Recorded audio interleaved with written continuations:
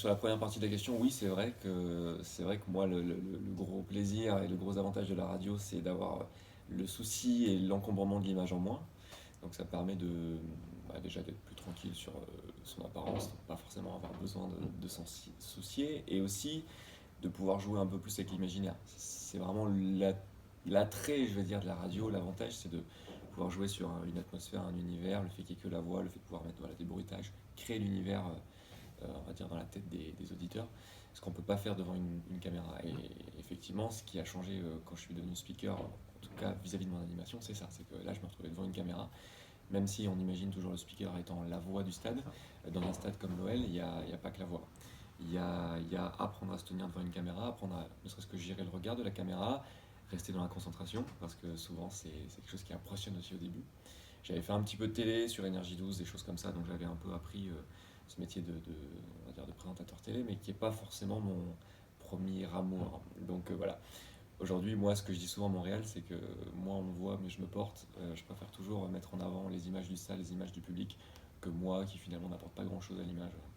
Donc voilà, c'est apprendre à animer avec cette donnée-là. Et après, ce qui a changé le fait de devenir speaker, ça a presque tout changé. Alors j'étais déjà évidemment animateur radio, je connaissais déjà bien l'OL et le foot, puisque c'est mon club. Mais le fait d'en devenir le speaker, ça t'apporte déjà une mise en lumière, une notoriété différente.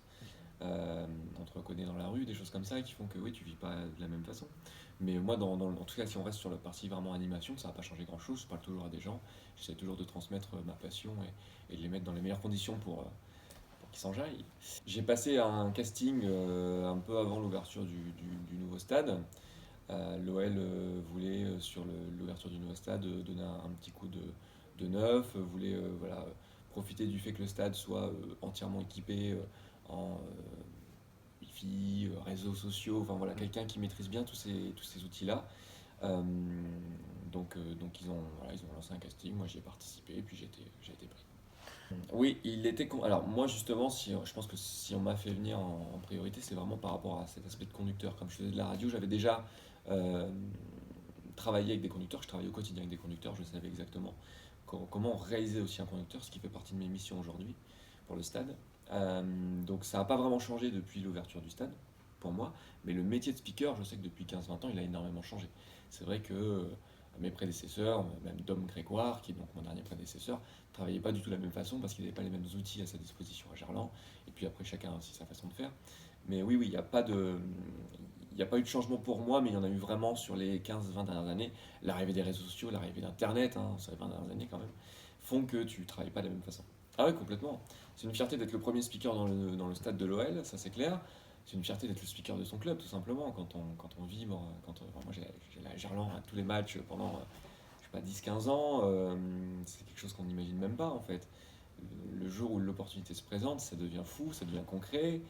Bon, moi, j'ai encore mis un peu de temps à réaliser. Aujourd'hui encore, je suis encore un gamin quand j'arrive au stade. Je vois cet outil, quand je vois le public, quand je vois.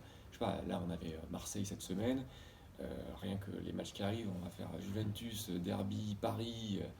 Enfin voilà, moi je suis toujours un gamin de voir les joueurs rentrer, de voir le public hurler quand j'annonce un but, c'est génial. C'est quelque chose, oui, c'est une fierté, mais c'est au-delà.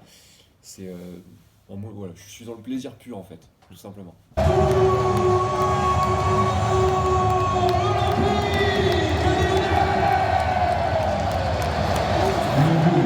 Inscrit par notre numéro 8.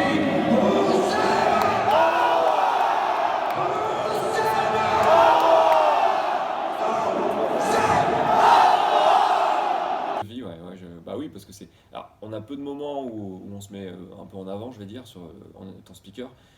Moi, vraiment, ma vision, vraiment, c'est de laisser la place aux supporters et venir mettre, on va dire, un peu plus d'ambiance dans les latérales qui sont traditionnellement forcément moins bruyantes et voir comment dire, les envoyer vers les virages, leur dire voilà, suivez les virages. Donc, moi, je suis pas forcément le gars, mon rôle, c'est pas de lancer des chants.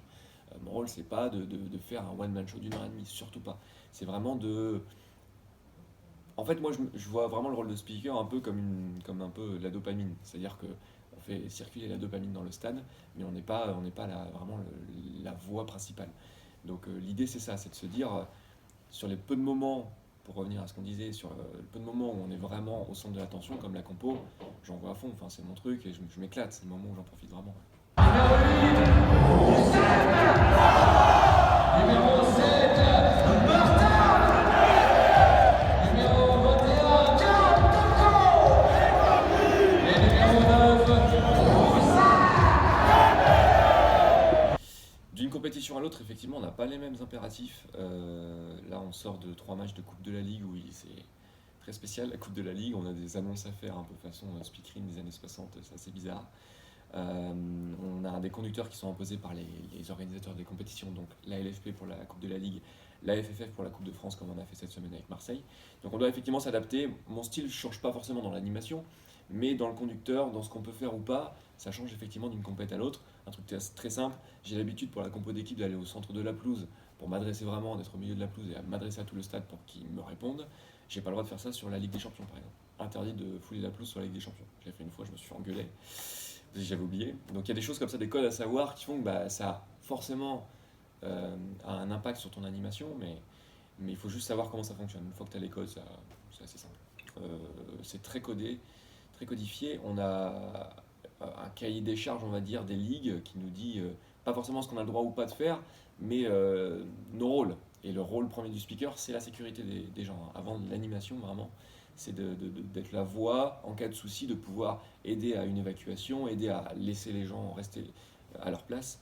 Voilà, le rôle principal, c'est la sécurité. Et après, effectivement, l'animation. Et ça, c'est vraiment spécifié dans les documents de la Ligue. Et la première, c'était l'inauguration, il y avait beaucoup de choses à faire et en fait, on avait la tête sous l'eau. Mais non, il y a l'excitation clairement tout le temps, il y a cette adrénaline, mais c'est pas vraiment du stress, c'est un truc vraiment positif.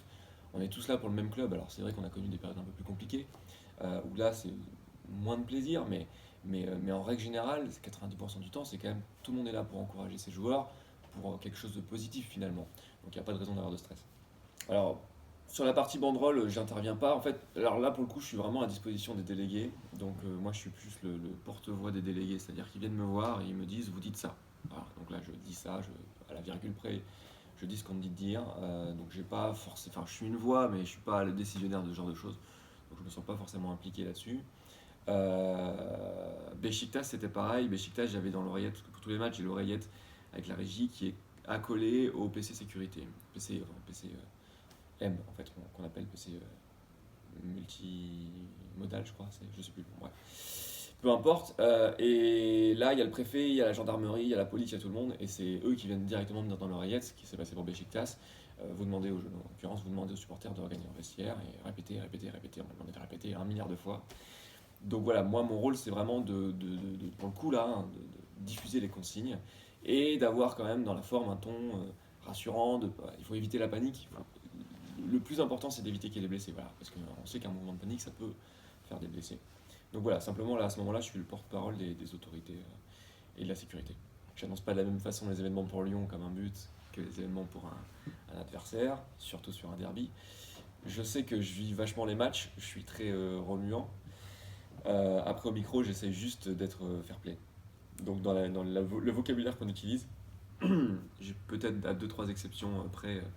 Enfin, il y a peut-être 2-3 fois où j'ai pas réussi totalement à être neutre, mais j'essaye dans le vocabulaire de pas être, comment dire, de pas attaquer l'adversaire, de pas rabaisser. Je suis là pour mettre en avant mon équipe et pas rabaisser l'équipe adverse, même si forcément on comprend pour qui je suis et que c'est le rôle du speaker d'être pour son équipe. Donc non, c'est pas que c'est compliqué, mais parfois oui, je me retiens.